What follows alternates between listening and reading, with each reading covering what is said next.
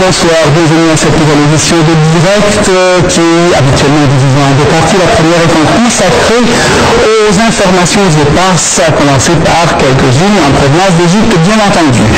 En effet, le président de la République, Abdel Fattah el-Sisi, effectue aujourd'hui une courte visite en Jordanie, au cours de laquelle il s'est entretenu avec le roi Abdallah II des derniers développements sur la scène internationale et des moyens de consolider les relations bilatérales.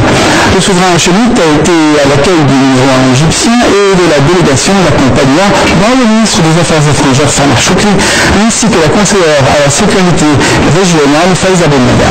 Le président Sisi a exprimé son appréciation du relationné par la Jordanie pour soutenir l'Égypte ainsi que les autres pays arabes. Pour sa part, le roi Abdallah II a mis l'accent sur le rôle crucial de l'Égypte dans la région. Le roi jordanien était le premier à visiter le Caire à la suite de la révolution du 30 juin 2013 pour soutenir l'Égypte dans cette phase critique. En Égypte toujours, l'ex-ministre de l'information du président destitué Mohamed Morsi a été condamné aujourd'hui par contumace à 10 ans de prison pour avoir fourni du matériel de la télévision publique à une chaîne privée couvrant les manifestations de soutien à Morsi. Salah Abdel Maqsoud et un autre responsable de la télévision publique en détention ont été condamnés à 10 ans de prison, comme je vous le disais. Le tribunal a également condamné les deux hommes à payer ensemble une amende de 3 500 000 livres égyptiennes et à rembourser à l'État une somme équivalente. Mesdames, Messieurs, voilà, la situation passe de l'Égypte au Yémen. Al-Qaïda a en effet affirmé que le président Barack Obama portait l'entière responsabilité de la mort de deux otages américains et sud-africains lors d'une opération commandée ratée au Yémen et a proféré de nouvelles menaces dans une vidéo mise en ligne ce jeudi. Ensemble, on va voir de quoi s'agit-il. Dénonçant la politique américaine à l'égard de la nation musulmane, Nasser al-Ansi, responsable d'Al-Qaïda dans la péninsule arabe du Qarqa, a affirmé que la vie de tous les Américains était en danger, qu'ils soient à l'intérieur ou l'extérieur des États-Unis, aussi bien dans les airs, sur terre et en mer. Revenant sur l'opération commando ratée des États-Unis samedi dans le sud-est du Yémen, il a accusé M. Obama d'avoir pris la mauvaise décision, considérée comme la signature de l'arrêt de mort de son concitoyen Loco Sommers, mais aussi celle de l'otage sud-africain Pierre Corky. Les deux otages ont trouvé la mort lors d'une action militaire lancée à la veille de l'expiration d'un ultimatum de 3 jours fixé par Akbaz qui menaçait d'exécuter le captif américain si les États-Unis ne répondaient pas à des exigences du groupe. Selon Nasser al-Ansi, Akbaz demandait la libération d'islamistes détenus par les États-Unis, dont la pakistanaise Alfiya Siddiqui, emprisonnée pour tentative de meurtre contre des soldats américains en Afghanistan, et Sheikh Omar Abdelrahman, chef spirituel de la Jama'a Islamiyya égyptienne, considéré comme le commanditaire d'un attentat au camion piégé contre le World Trade Center à New York en 1993. Rappelant l'ultimatum, il a déclaré que le président Obama avait ordonné l'assaut malgré notre avertissement selon lequel il ne devrait commettre aucune bêtise.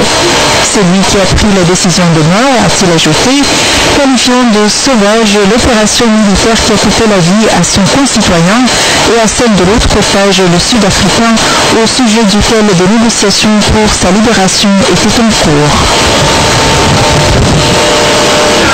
Les Palestiniens ont afflué parmi Ramallah aux funérailles d'un de leurs hauts responsables, Ziad Abu Laïm, mort hier à la suite de heurts avec les soldats israéliens, une disparition qui porte à son comble l'exaspération palestinienne contre l'occupation israélienne.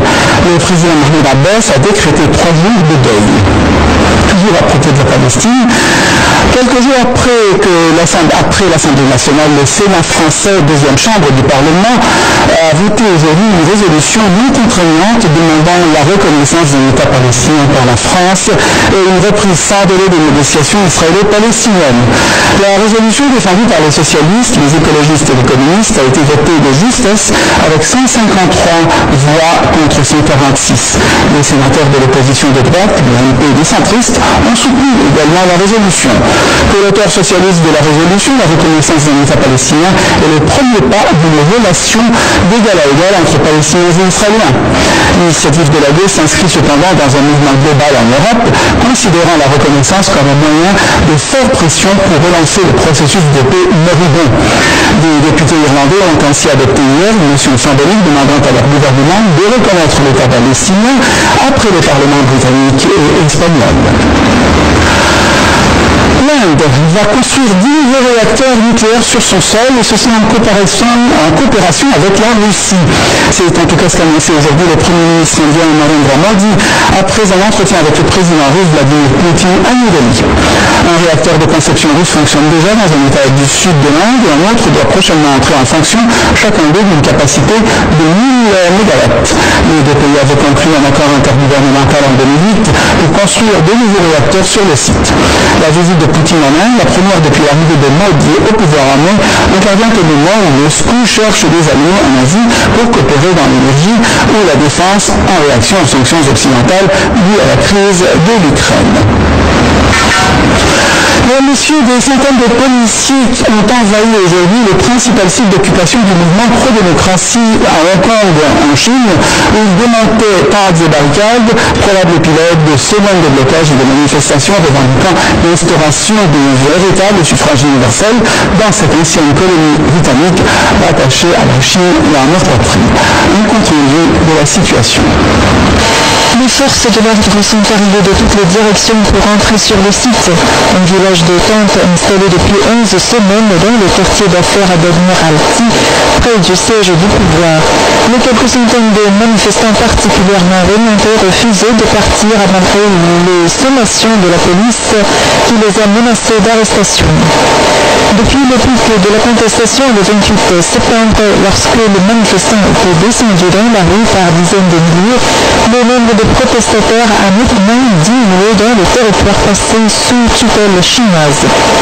Et le soutien au mouvement de l'opinion publique lassé par les embouteillages et les perturbations s'est érodé. Les mesures réductibles encore présentes, soutenues par les députés pré-démocratie, refusaient d'en rabattre.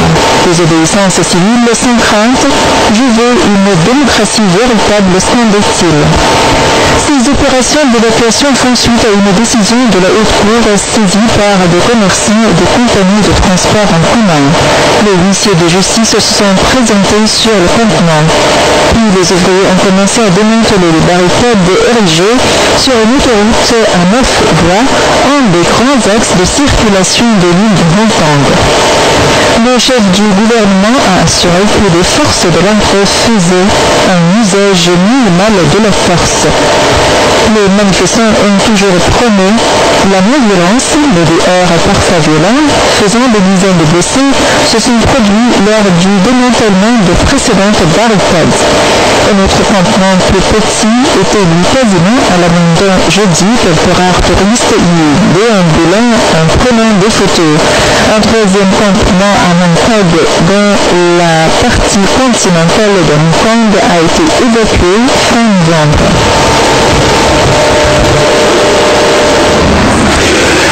Après 10 jours de discussion, l'heure de vérité approche à Lima pour les pays qui négocient en vue d'un accord multilatéral permettant d'éviter un emballement de la hausse de la température de la planète.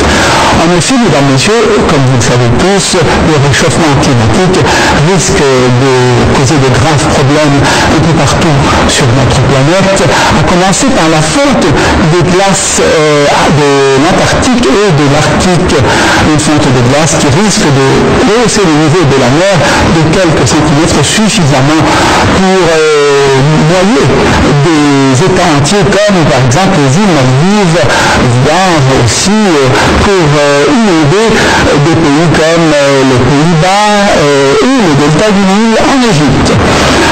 Nous n'oublierons pas non plus l'effet de ce réchauffement climatique et de cette fonte de neige sur la faune du nord du Canada, du Groenland, etc. Enfin, après cette présentation, je vous propose de suivre ce compte-rendu. La 20e conférence de l'ONU sur le climat organisée cette année dans la capitale péruvienne est présentée comme une étape clé pour aboutir dans un an à Paris à un pacte engageant l'ensemble des pays, une première en matière de climat.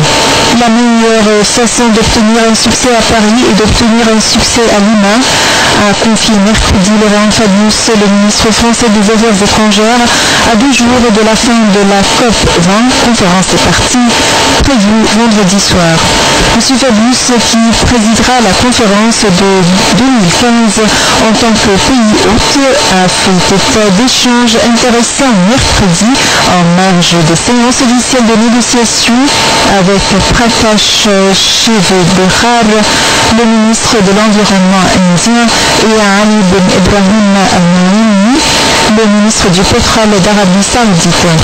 Le contenu possible des contributions